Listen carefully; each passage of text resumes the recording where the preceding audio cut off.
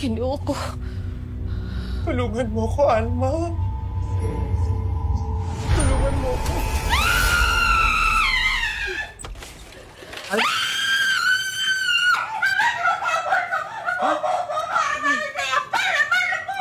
Ano yun?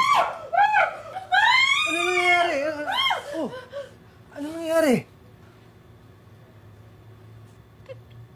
Hindi ko alam! Ano bang ginagawa mo dito? Nandito ako para itanong sa'yo kung kilala mo ba si Mama Zondra?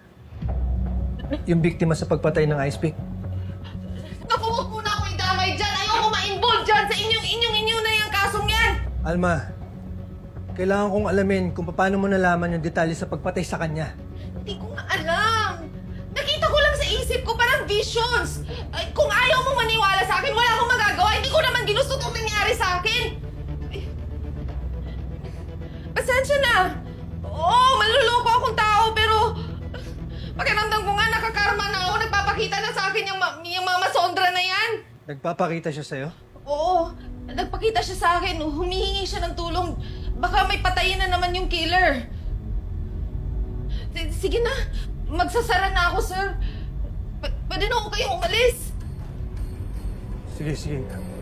Hindi na kita guguluhin, pero pag may nalaman ka pang ibang detalye, paalam mo sa akin. Tawagan mo ako. O sige, sir, salamat. Sige na ho, masama ho talagang pakiramdam ko. Sige.